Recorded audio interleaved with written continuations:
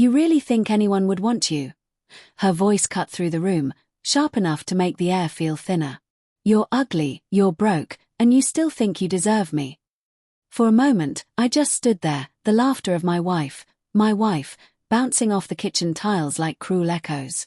The clatter of her bracelet against the countertop punctuated her words. She wasn't drunk, though I almost wished she were. Drunken words had excuses. Sober cruelty did not.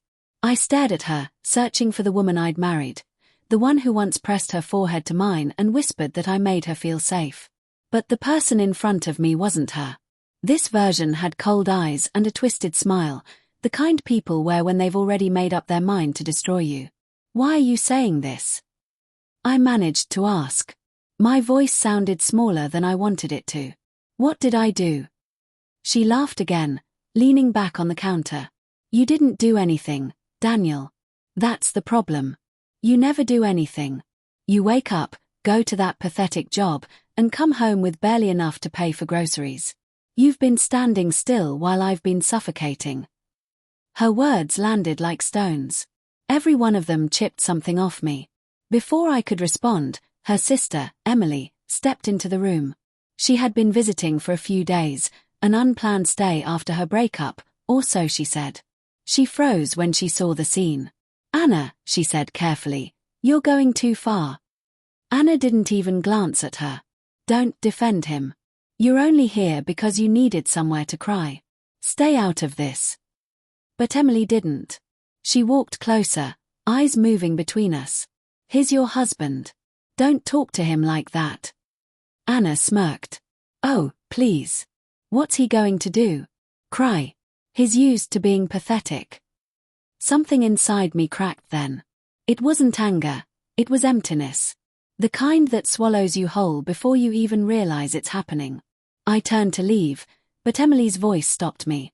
Then let me take care of him. The words silenced the room. Even the hum of the refrigerator seemed to fade.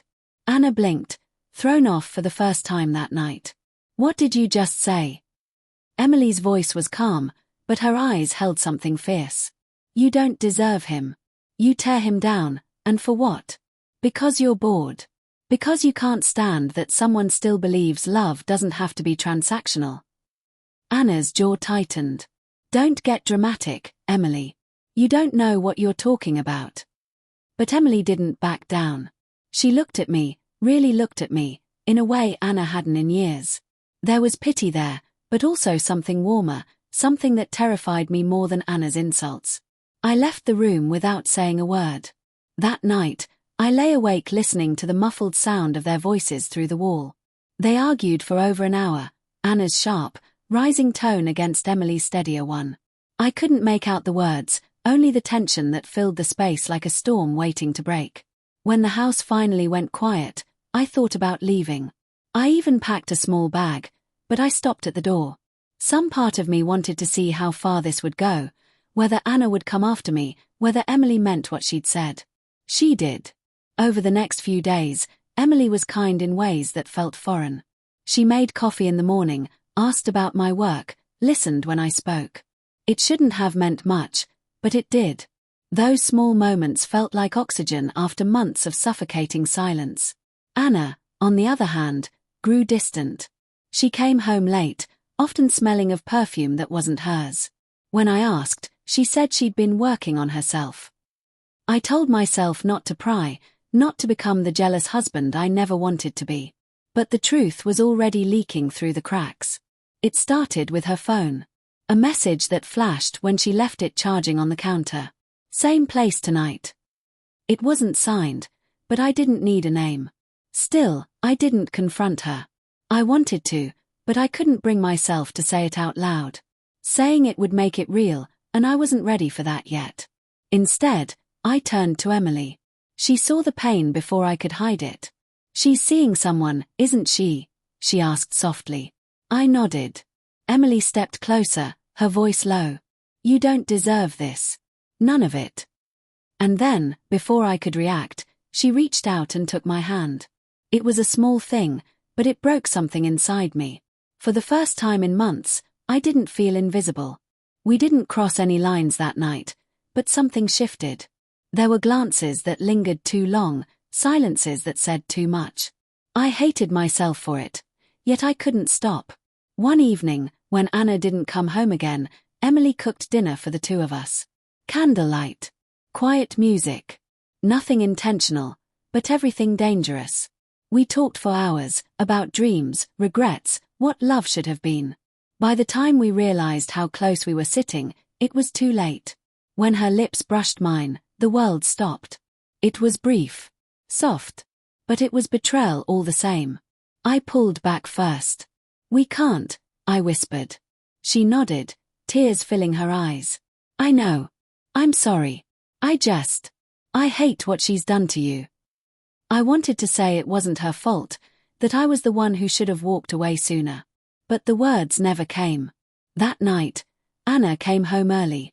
She saw us sitting together, plate still on the table, candle burning low. Her eyes went cold. "How touching," she said. "Did you two enjoy your little dinner date?" "Anna," I started, but she cut me off. "Save it. I was right about you. You're pathetic. I call you ugly and broke, and instead of proving me wrong, you crawl to my sister. Pathetic." Emily stood up, her voice trembling. "You don't get to talk to him like that anymore." Anna laughed, cruel and hollow. "Oh, I get to do whatever I want. You think I didn't know what you were doing? You're just jealous, Emily. Always have been." The argument spiraled fast, shouting, accusations, years of resentment pouring out all at once. And then Anna said it. "I've been sleeping with Mark for months." The name hit me like a punch.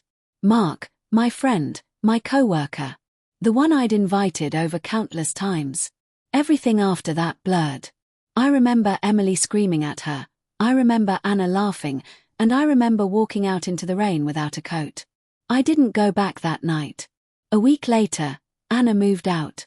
Emily stayed for a while, helping me pack, cooking dinner, filling the silence with gentle conversation. We never talked about the kiss again. But sometimes, when the house gets quiet, I think about that night, about how betrayal can come wrapped in love, and how love can hide inside betrayal. Anna thought calling me ugly and poor would break me. But it wasn't her words that did. It was realizing that even the people who claim to love you can look you in the eye and twist the knife, then smile while doing it. And the cruelest part. Sometimes the ones who help you heal are the same ones who were standing in the fire with you all along.